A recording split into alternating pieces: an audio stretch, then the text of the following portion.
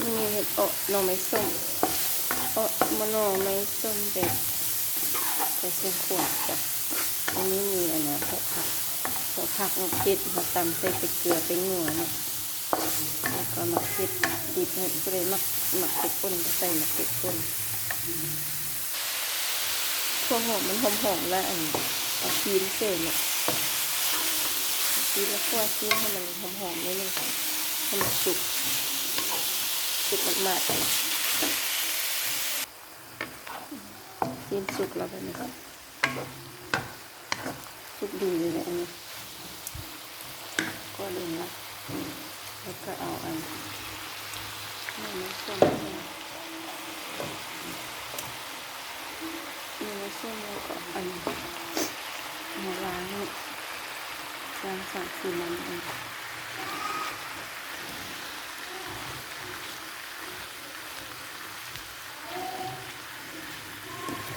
อาหารโปรดคนเลยอันนี้ออกมาในส้ม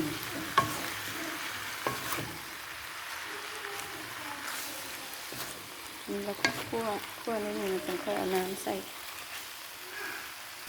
อันนี้คั่วไปนิดนึงนะอันนี้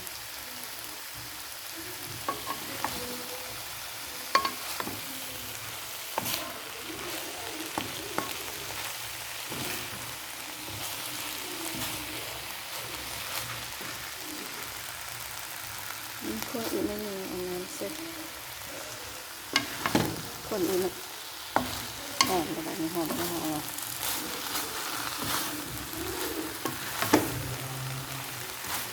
โอ้ยเห็ดมันไม่ช่ำของมือเดียวเลยนะจับกองให้เลยบริเอาขากันกองนะนี่ก็เอาน้ำใส่พอท่วม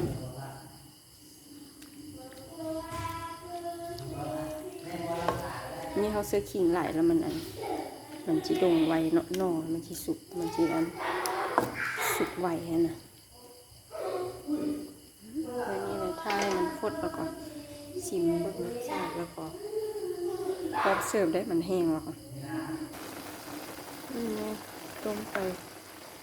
แล้วก็แห้งไปนิดนึงแล้วยังมีน้ำไหลต้มอีกนิดนึง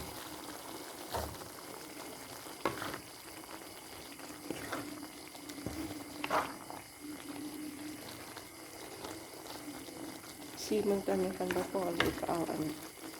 ปรุงซื้อมักไปเลยอีก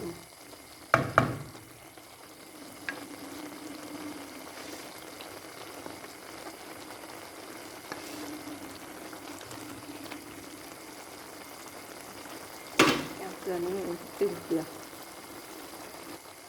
อนิดนึงก็จะต้มให้มันแห้งอีกนิดนึงประมาณ3 นาทีนี่แหละ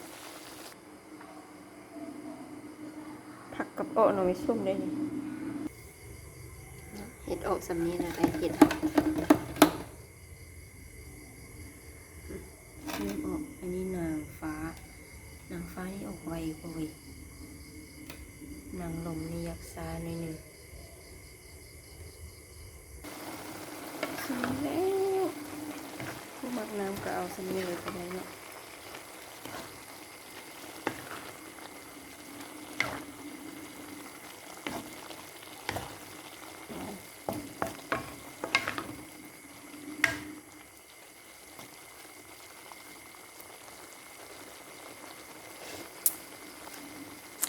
ยำ